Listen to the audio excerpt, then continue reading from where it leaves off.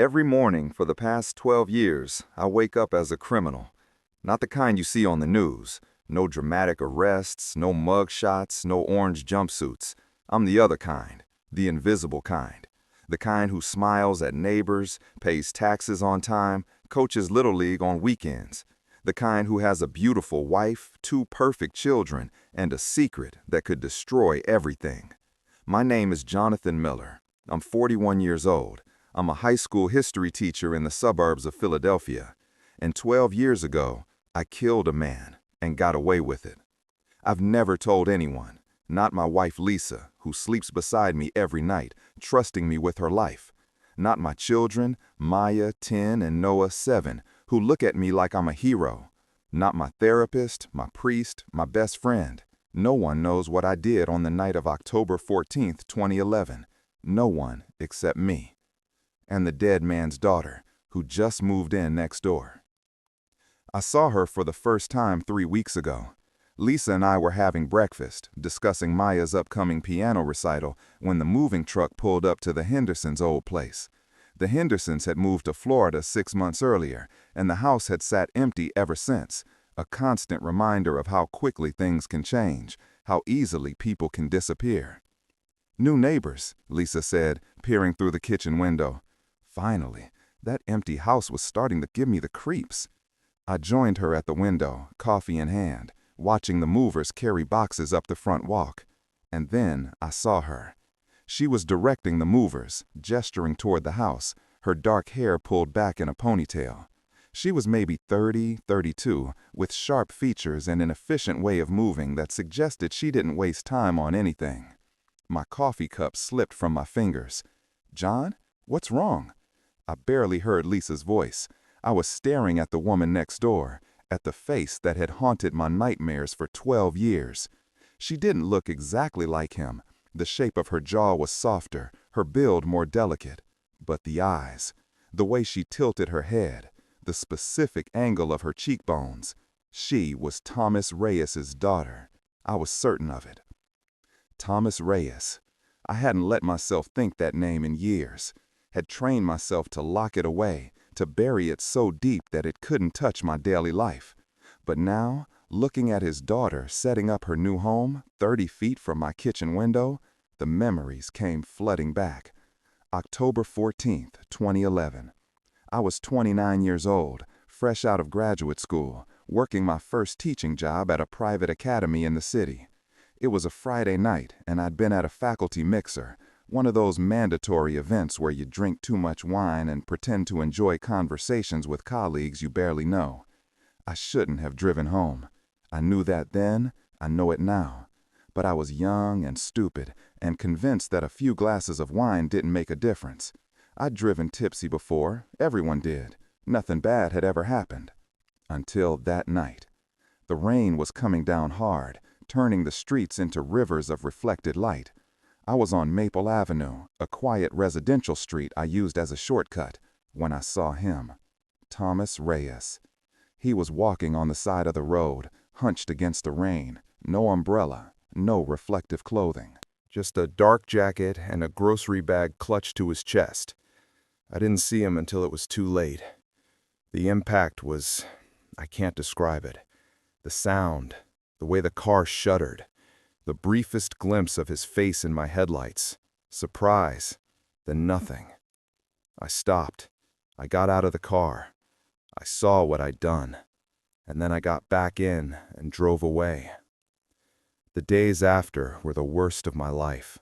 I watched the news obsessively, waiting for my face to appear on screen, waiting for the knock on the door. I barely slept, barely ate. Jumped at every siren, every phone call, every unexpected visitor. But the knock never came. The police investigated, of course. Hit and run, they called it. A tragedy. A coward behind the wheel who'd left a man to die in the rain. They never found me. No witnesses, no cameras, no evidence linking my car, which I'd sold a week later, claiming I needed something more practical, to the crime. Thomas Reyes was dead, and Jonathan Miller was free.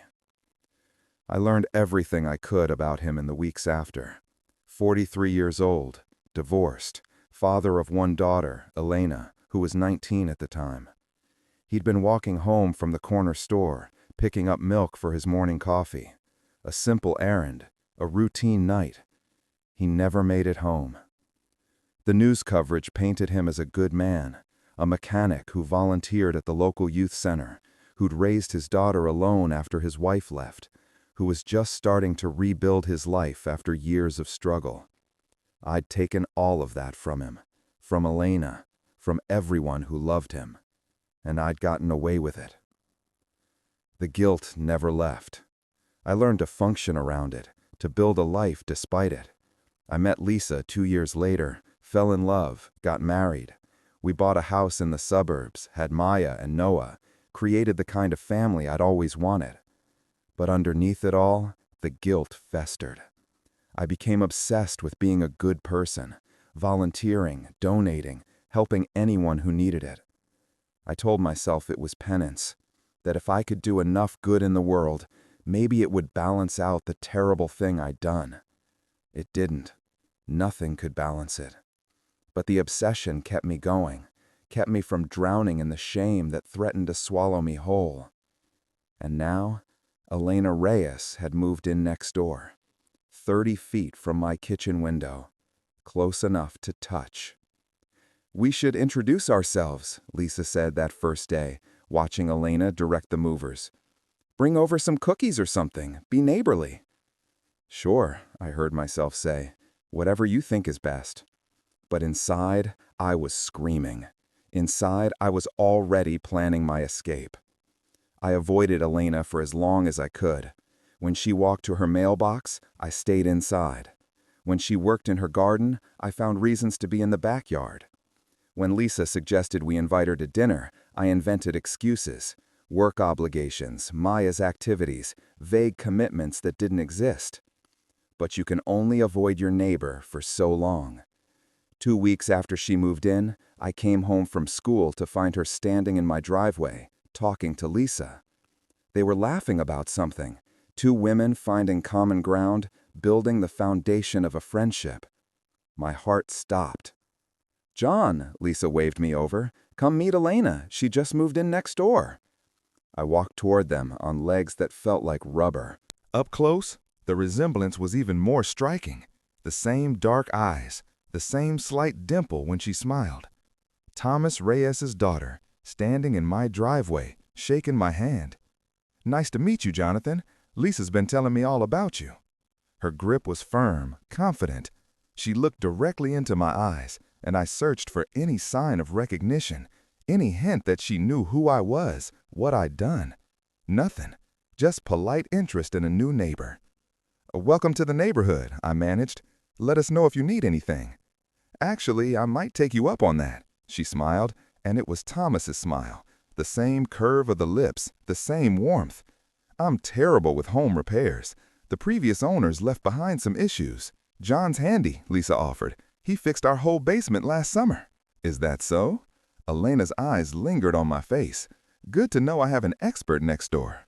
The dinner invitation came a week later. Elena was hosting a small housewarming party. Just a few neighbors, some colleagues from her new job at the hospital where she worked as a physical therapist. Lisa had already RSVP'd before I even knew about it. "It'll be fun," she said, laying out clothes for the evening. "She's really nice, John. You'd like her if you gave her a chance." "I give everyone a chance." "You've barely said 2 words to her since she moved in." "Because every time I look at her, I see her father's face in my headlights. Because every time she speaks, I hear the voice of a man I left to die in the rain. Because I'm a coward and a murderer, and she's the living reminder of everything I've tried to forget." "I've been busy," I said. "Work has been crazy." Lisa gave me a look, the look that said she didn't quite believe me but wasn't going to push it. "Well, tonight you're not busy, so put on a nice shirt and try to be charming."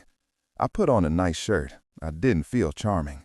Elena's house was warm, inviting, full of the kind of personal touches that made a space feel like home. Photographs on every surface, books stacked on windowsills, a guitar in the corner that she admitted she was still learning to play. "My dad taught me a few chords before he died," she said when I asked about it. I'm trying to pick it up again. Feels like a way to stay connected to him. My stomach dropped. I'm sorry for your loss. Thank you. It was a long time ago, 12 years now, but it never really goes away, you know? I knew. God, I knew. How did he? The question came out before I could stop it. Some sick part of me needed to hear her say it, needed the confirmation that this was real, that I wasn't imagining the nightmare unfolding around me. Hit and run. Her voice was steady, but I saw the shadow cross her face. Some drunk driver killed him and just drove away. They never found who did it. That's terrible. It was. It is. I was 19 when it happened, just starting college. I had to drop out for a semester to handle everything. The funeral, his apartment, all the paperwork that comes with death. She turned away, fidgeting with a photograph on the mantel. A young Thomas Reyes holding a baby Elena, grinning at the camera. The worst part wasn't losing him, though. The worst part was never getting justice, never knowing who was behind the wheel that night. They're still out there somewhere, living their life, while my dad is in the ground. I excused myself to use the bathroom. I locked the door and stood over the sink, gripping the porcelain, staring at my reflection in the mirror. The face of a murderer stared back. The party lasted 3 hours. I smiled, I made small talk, complimented Elena's cooking and laughed at her jokes, and played the part of the friendly neighbor so well that even Lisa was impressed. "See," she said as we walked home, "that wasn't so bad. Elena's great. I think we're going to be good friends." Good friends. With the daughter of the man I killed. "Yeah," I said, "she seems nice." That night, I dreamed of Thomas Reyes. He was standing in the rain, just like that night, his grocery bag clutched to his chest. But this time when I hit him, he didn't fall. He stood there, unmoving, staring at me through the windshield with his daughter's eyes. "I know what you did," he said. I woke up screaming. Lisa held me, asked what was wrong, believed my lie about work stress and nightmares that meant nothing. I lay awake until dawn, listening to her breathe, wondering how much longer I could keep this secret. Wondering if Elena Reyes had really moved next door by coincidence, or if she was here for something else entirely. Elena didn't seem like someone seeking revenge. In the weeks that followed her party, I watched her carefully, studied her routines, listened to her conversations with Lisa, searched for any sign that she knew more than she was letting on. She went to work at 7 a.m., came home around 6, spent her evenings reading on the porch or tending to her garden. On weekends, she visited farmers markets, took long runs through the neighborhood, occasionally had friends over for wine. A normal life, a simple life. Nothing to suggest she was hunting for her father's killer. But the paranoia never left. Every time she looked at me, I wondered if she saw through the mask. Every time she asked about my past, where I went to school, what I did before teaching, I analyzed her words for hidden meaning. "You're being weird," Lisa said one night. "Every time Elena comes up, you get this look on your face." "What look?" "I don't know, uncomfortable, like you're hiding something." My blood went cold. "I'm not hiding anything. I'm an introvert. Making new friends is hard for me." "That's never been true before." "People change." Lisa studied me for a long moment. "Is something going on, John? Something you're not telling me?" For one wild moment I considered it, considered opening my mouth and letting the truth pour out, ending 12 years of lies with a single confession. "I killed a man, Lisa, Elena's father. I hit him with my car and left him to die, and now his daughter lives 30 feet away, and I can't look at her without seeing his face." But the words wouldn't come. "Nothing's going on," I said. "I promise." Lisa nodded slowly. "Okay, if you say so." But I could tell she didn't believe me. The cracks were starting to show. 3 months after Elena moved in, she invited me to help with a plumbing issue. "The kitchen sink is backed up," she explained, standing on my doorstep. "Lisa said you're good with that kind of thing." I couldn't say no without raising suspicion. So I grabbed my tools and followed her next door, into the house where Thomas Reyes's photographs hung on every wall, where his memory lived in every corner. The plumbing issue was simple, a clogged trap, easy fix. But Elena seemed to want company, lingering in the kitchen as I worked, asking questions about my life. How long have you been teaching? 12 years. That's impressive. Must take patience to work with teenagers. It has its moments. Lisa says you were living in the city before you moved out here. What made you leave? I paused, wrench in hand. Just needed a change. City life wasn't for me. I get that. I lived downtown for years after my dad died. Couldn't handle it anymore. Too many memories. That's why I moved out here. Fresh start. She was quiet for a moment, and when she spoke again, her voice was different, harder. Can I ask you something, Jonathan? My heart hammered. Sure. Do you believe people can get away with terrible things? Like truly get away with them? Never face any consequences? I looked up at her, trying to keep my expression neutral. I don't know. I'd like to think justice catches up with everyone eventually. I'd like to think that too. Her eyes met mine. But it's been 12 years since my father was murdered. The person who did it is still out there somewhere, living their life. Happy, probably. That must be hard.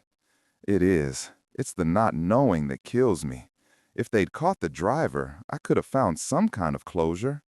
But this limbo, where the person who destroyed my family is just walking around free? She shook her head. I've spent 12 years trying to let it go.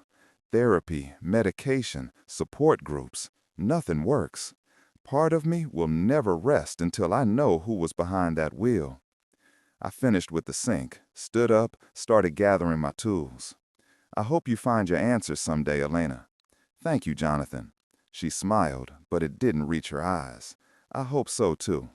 That night, I searched her name online. I don't know what I was looking for. Proof that she was investigating, evidence that she was closing in. But what I found was both relieving and terrifying. Elena Reyes had spent the past 12 years searching for her father's killer. There were blog posts, forum discussions, a podcast appearance where she talked about the case, pleading for anyone with information to come forward.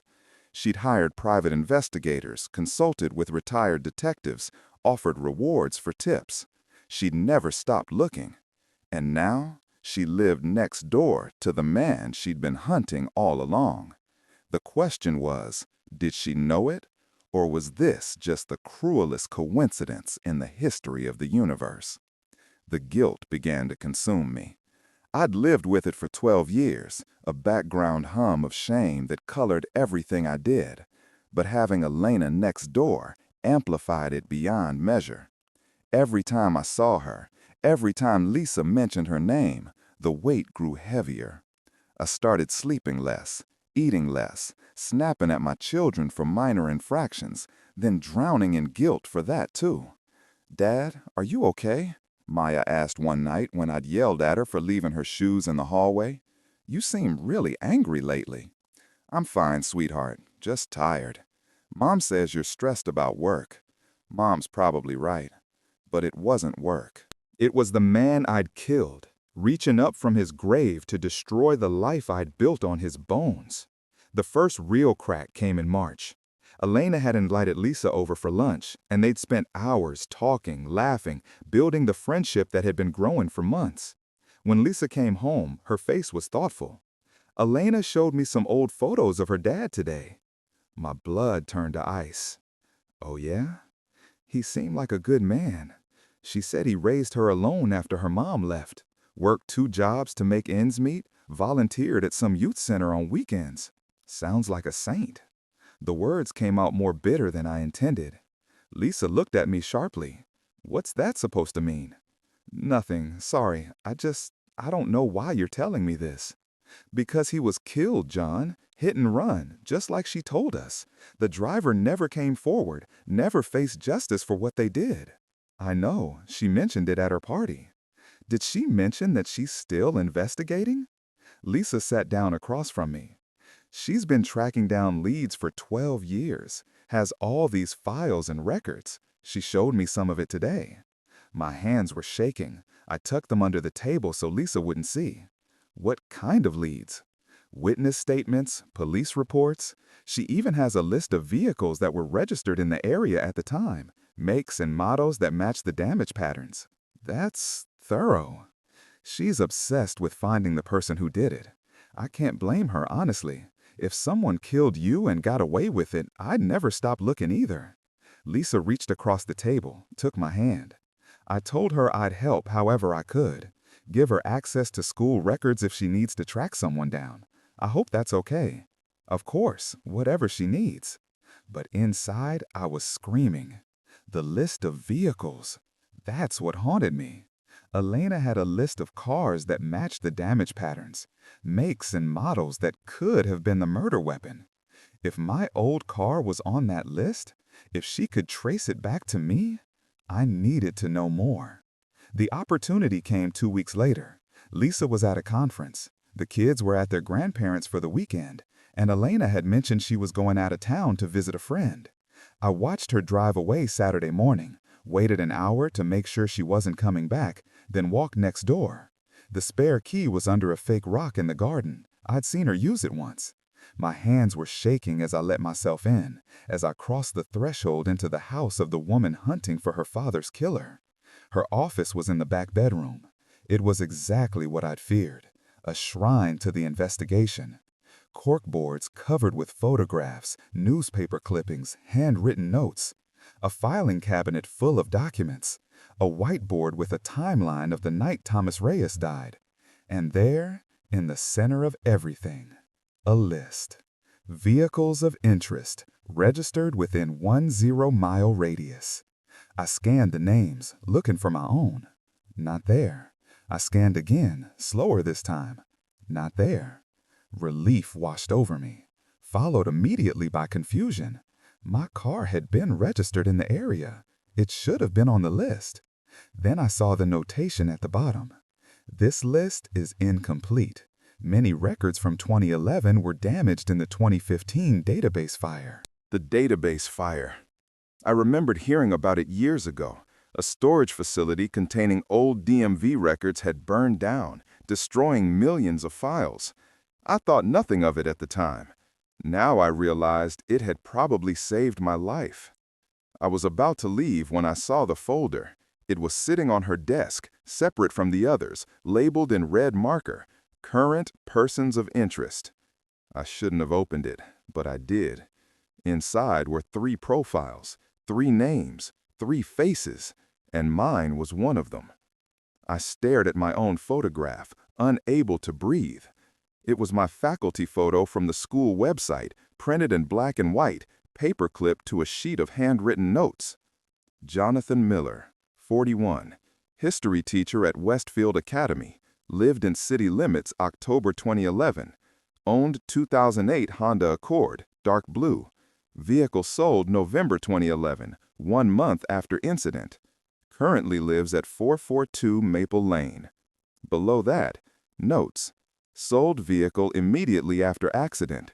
No clear reason for sale. Claimed needed something more practical, but purchased same-size vehicle. Subject relocated from city to suburbs 2013. Wife Lisa unaware of vehicle sale timeline. Subject avoids discussing past in city. And at the bottom, circled twice. Proximity. Now lives next door. Coincidence? She knew. Or she suspected. Either way, I was on her list. I was one of 3 people she thought might have killed her father, and she'd moved in next door to investigate me.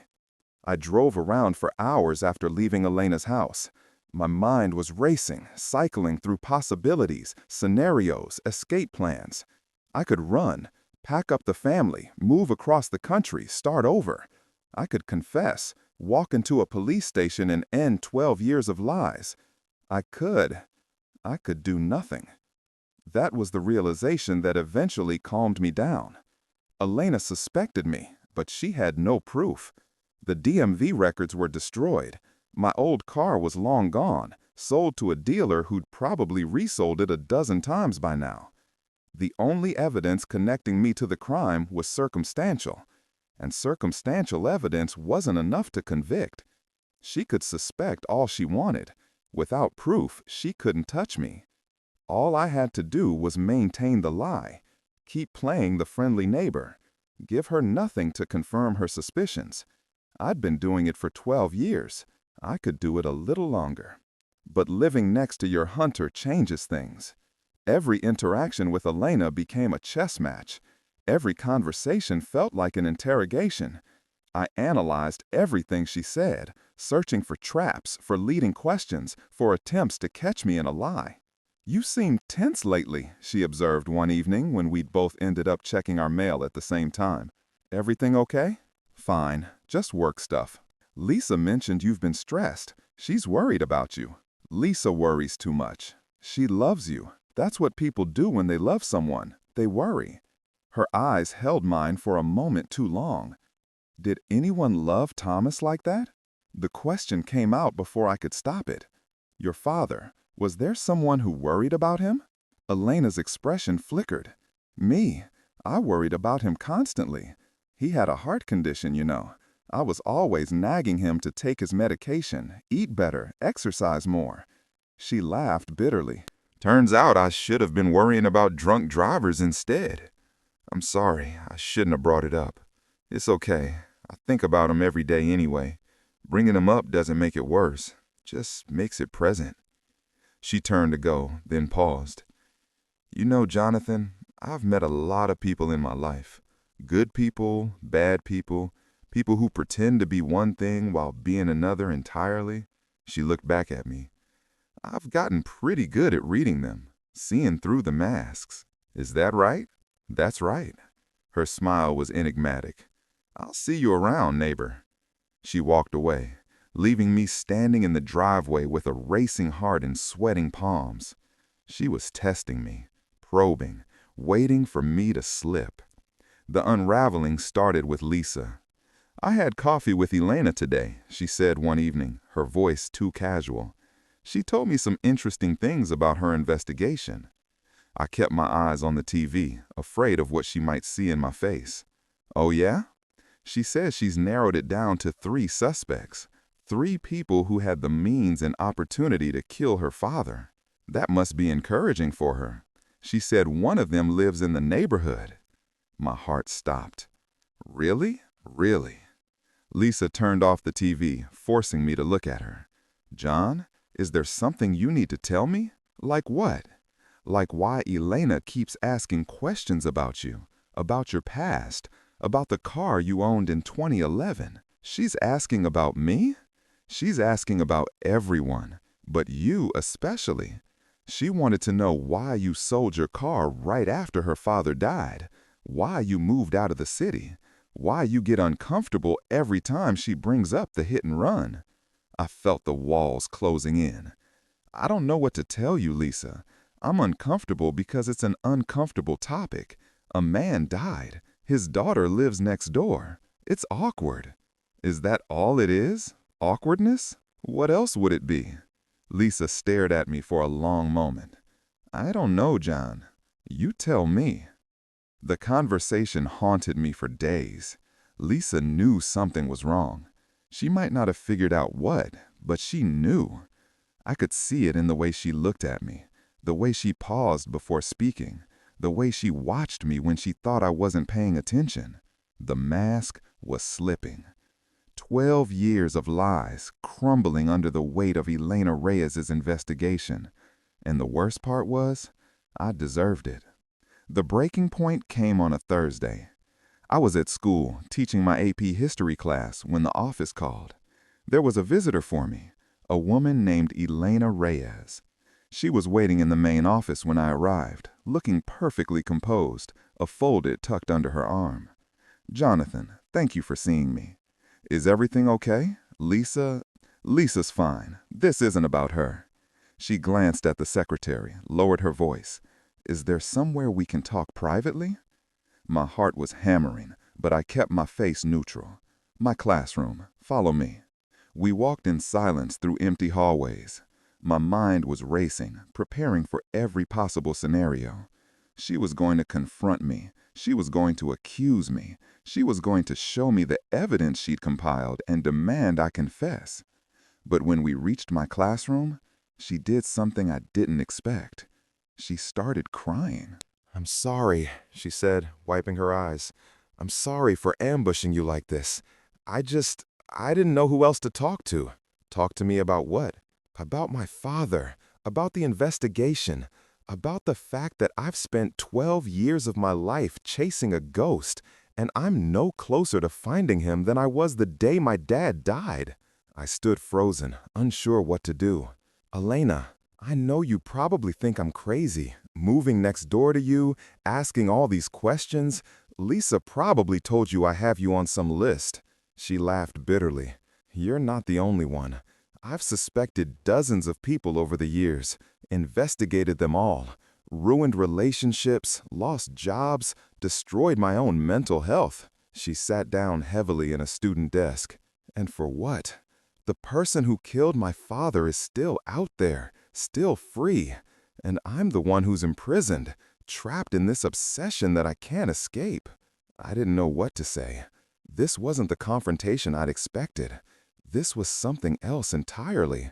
A woman breaking under the weight of her own grief, reaching out to the person who'd caused it. "I'm sorry," I heard myself say. "I'm sorry for what you've been through." "Don't be sorry. Be honest with me." She looked up, her eyes red but focused. "Just tell me the truth, Jonathan. Did you kill my father?" The question hung in the air between us. Did you kill my father? I'd imagined this moment 1,000 times, rehearsed 1,000 different answers. But now that it was here, now that Elena Reyes was sitting in my classroom asking me directly, I couldn't remember any of them. "Why would you think that?" The words came out steadier than I felt. "Because you fit the profile. Because you sold your car right after he died. Because you moved away from the city, started a new life, and you get nervous every time I mention my father's case. A lot of people fit that profile. A lot of people aren't living next door to me." She stood up, walked toward me. "I've been watching you, Jonathan, for months now, and I can see it. The guilt, the way you look at me when you think I'm not paying attention, the way you avoid being alone with me. I'm an introvert. I avoid being alone with everyone. This is different." She was close now, close enough that I could see the desperation in her eyes. "Please, I'm begging you. If you know something, anything, just tell me. I need to know who killed my father. I need to look them in the eye and ask them why." My heart was breaking, not because I was afraid of getting caught, because I was looking at the damage I'd caused, the years of pain, the obsession, the destruction of this woman's life. And I couldn't pretend anymore.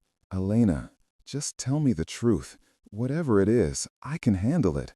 I just need to know." The confession rose in my throat. I could feel it there, pressing against my teeth, demanding to be released. 12 years of silence, of lies, of pretending to be someone I wasn't. 12 years of living as a criminal while the world thought I was a good man. All I had to do was open my mouth and let it out. But I couldn't, because confession wouldn't just destroy me. It would destroy Lisa, Maya, Noah, everyone who depended on me, everyone who believed in the fiction I'd created. I wasn't just protecting myself anymore. I was protecting them. "I didn't kill your father," I said. The lie burned like acid. Elena stared at me for a long moment. "Okay," she finally said. "Okay, I believe you." She gathered her folder, walked toward the door. "I'm sorry for bothering you at work. I'm sorry for all of it, the suspicion, the questions. You're a good neighbor, a good man. I shouldn't have." "Elena." She stopped, turned back. "I hope you find what you're looking for. I really do." She nodded once, then walked out. I stood alone in my classroom, surrounded by maps and timelines and the weight of 12 years of guilt. I'd gotten away with it, again. But getting away with it wasn't the same as living with it. The months after Elena's visit were the worst of my life. I'd looked her in the eye and lied, denied the truth she'd spent 12 years searching for. The guilt that had been manageable before became unbearable. I stopped sleeping entirely, started drinking more than I should, snapped at my children, withdrew from my wife, became a ghost in my own home. "Jonathan, you need help." Lisa confronted me one night, tears streaming down her face. "I don't know what's going on with you, but this isn't normal. This isn't the man I married." "I'm fine." "You're not fine. You haven't been fine in months. You barely look at me anymore. You barely look at anyone. It's like you're disappearing." She grabbed my hands, forced me to meet her eyes. "Please, whatever it is, you can tell me. Whatever you've done, we can figure it out together. But you have to talk to me. You have to let me in." I looked at my wife, this woman who'd stood by me for 15 years, who'd built a family with me, who trusted me with everything she had. She deserved the truth. They all did. "I need to tell you something," I said. "Something I should have told you a long time ago." The confession took hours. I told Lisa everything. The night of October 14th, the rain, Thomas Reyes walking on the side of the road, the impact, the sound, the sight of his body in my rearview mirror as I drove away. I told her about the years of guilt, the paranoia, the way I'd built a life on the foundation of a lie. I told her about Elena's investigation, about finding my name on her list, about the confrontation in my classroom. When I finished, Lisa was silent. She sat across from me on the couch, her face unreadable, her hands folded in her lap. "Say something," I pleaded. "Please." "What do you want me to say?" Her voice was flat. "That it's okay? That I forgive you? That we can move past this and pretend it never happened?" "I don't know. I couldn't keep lying to you. I couldn't keep living this way." "So you told me." She stood up, walked toward the window. "You told me, and now I have to live with it too. Now I have to look at Elena every day, knowing that my husband killed her father and lied about it for 12 years. I'm sorry. Sorry doesn't bring him back, Jonathan." She spun to face me, and I saw the rage in her eyes. "Sorry doesn't undo what you did. You killed a man. You left him to die in the street like an animal. And then you built this whole beautiful life, me, the kids, everything, on top of his grave." "I know. Do you? Do you know what you've done to us, to Maya and Noah?" If this comes out, their father goes to prison. They grow up as the children of a murderer. Is that what you want? Of course not. Then why did you tell me? Why now, after all these years? I didn't have an answer. Or maybe I did, and I was too afraid to say it. Because I can't live with it anymore. Because I'm dying inside, Lisa. Every day I feel myself disappearing. And I'd rather lose everything than keep pretending to be someone I'm not. Lisa stared at me for a long moment. "You need to turn yourself in." "I know." "You need to tell Elena the truth." "I know." "And then," she took a shaky breath, "and then we'll figure out what comes next, together." She walked toward me, took my hands. "I hate what you did. I hate that you lied to me. But you're still my husband. You're still the father of my children. And if you're finally ready to face the truth, I'll stand beside you." I pulled her into my arms and held her while we both cried. I went to Elena's house the next morning. She answered the door in her bathrobe, coffee cup in hand, clearly surprised to see me. "Jonathan, it's early."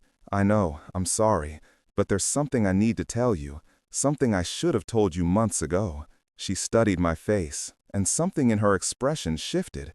"Come in." We sat in her living room, surrounded by photographs of Thomas Reyes. I couldn't look at them, couldn't look at anything except my hands, folded in my lap, trembling slightly. "When you asked me if I killed your father, I lied." Silence. "I'm the one, Elena. I was driving that night. I was drunk, and it was raining, and I didn't see him until it was too late. And when it happened, my voice broke. I panicked. I drove away.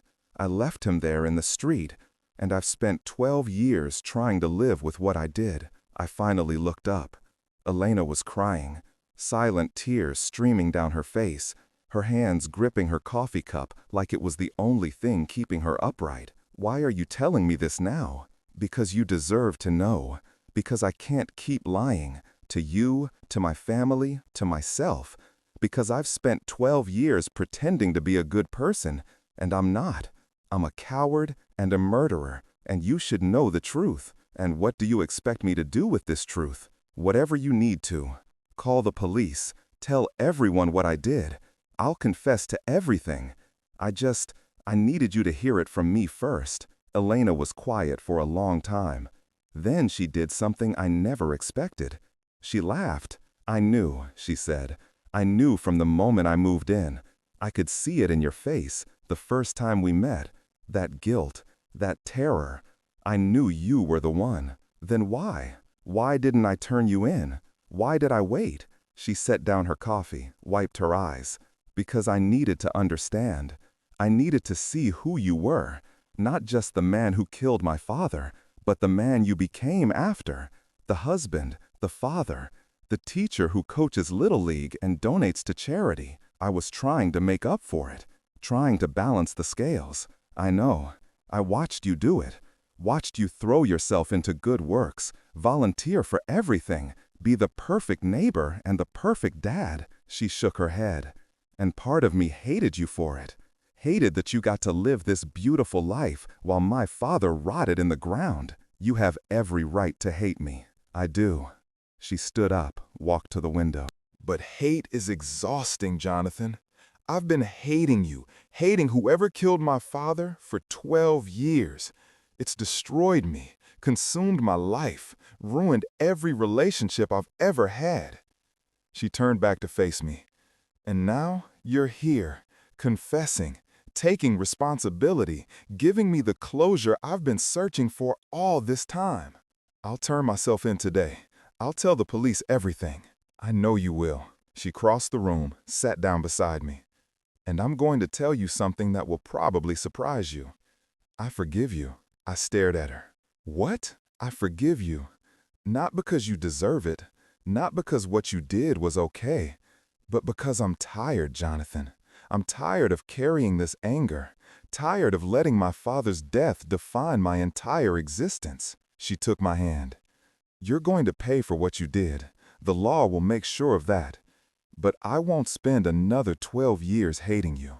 I won't let you take any more of my life. I broke down, sobbed like I hadn't sobbed since I was a child. And Elena held my hand while I cried, this woman whose father I'd killed, offering me a grace I didn't deserve. I turned myself in that afternoon. Detective Sarah Okongwa listened to my confession with a face carved from stone. She recorded everything, asked clarifying questions, had me sign a statement admitting to vehicular manslaughter and leaving the scene of an accident. You understand you'll be arrested, she said. You understand the charges you're facing. I understand. Why now? Why confess after 12 years? I thought about Elena, about Lisa, about Maya and Noah, because I couldn't live with the lie anymore, because the truth was killing me faster than prison ever could. She nodded slowly. I've been doing this job for 20 years. You're the first person who's ever voluntarily confessed to a cold case. Most people take their secrets to the grave. I almost did, but you didn't. She closed her notebook. That has to count for something. The trial was 6 months later. I pleaded guilty to involuntary manslaughter and leaving the scene of an accident. My lawyer argued for leniency, no prior record, voluntary confession, 12 years of community service. The prosecutor pushed for the maximum, citing the devastating impact on Thomas Reyes's family. Elena testified at the sentencing hearing. Jonathan Miller killed my father, she said, her voice steady. He left him to die in the street and spent 12 years living a lie. He should pay for what he did. She paused. But he also had the courage to confess, to face me, look me in the eye, and tell me the truth. That doesn't erase what he did, but it matters. It gave me something I never thought I'd have. Closure. She looked at me across the courtroom. I'm not asking for mercy. I'm not asking for justice. I'm just asking that whatever sentence you give him, you remember that he chose to be here. He chose to face the consequences. And that choice cost him everything. The judge sentenced me to 5 years. I served 3. 4 years later, I'm sitting on my apartment balcony watching the sunset. The apartment is small, nothing like the house I used to own, the life I used to have. Lisa divorced me while I was in prison, took the kids, moved to California to start over. I don't blame her. I don't blame any of them. I write letters to Maya and Noah every week. Sometimes they write back. Sometimes they don't. They're teenagers now, 16 and 13, dealing with their own complicated feelings about a father who turned out to be someone other than who they thought. I'll earn their trust back eventually. Or I won't. Either way, I'll keep trying. Elena visited me once, about a year after I got out. She looked different, lighter somehow, like she'd finally set down the weight she'd been carrying for so long. I'm getting married, she told me. His name is David. He's a pediatrician. We met at a grief support group, if you can believe that. Congratulations. I'm happy for you. I'm happy for me too, she smiled. I didn't think I could be, for a long time. Didn't think I deserved happiness after spending so many years consumed by anger. But it turns out, letting go was the best thing I ever did. I'm glad my confession helped with that. It did. But it wasn't just the confession. It was seeing you face the consequences, watching you take responsibility, go to prison, lose everything you'd built. She paused. I know that sounds cruel. It doesn't. It sounds honest. I suppose it is. She stood to leave. I'm not going to stay in touch, Jonathan. I've moved on with my life, and I think you need to do the same. But I wanted you to know that I meant what I said at your trial. Your confession mattered. It gave me my life back. Then it was worth it. Was it? You lost everything. I thought about the question. Lost my wife, lost my children, lost my career, my reputation, my freedom, but gained something too. The ability to look at myself in the mirror without flinching, the knowledge that I'd finally told the truth, the peace of living without a secret that was slowly killing me. Yeah, I said, it was worth it. Elena nodded. Goodbye, Jonathan. Goodbye, Elena. She walked away, and I let her go. I've been living with a secret that could send me to jail. For 12 years, that secret defined me, shaped every decision I made, poisoned every relationship I built, turned me into a liar and a coward hiding behind a mask of respectability. Now the secret is out. Now everyone knows what I did. And strange as it sounds, I've never felt more free.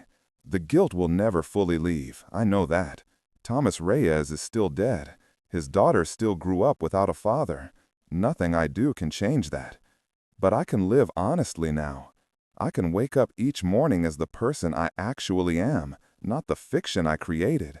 I can look at my reflection and see a man who made a terrible mistake, faced the consequences, and is trying, day by day, to become someone better. That's all any of us can do, really. Face our secrets, tell our truths, and hope that somehow, someday, it's enough.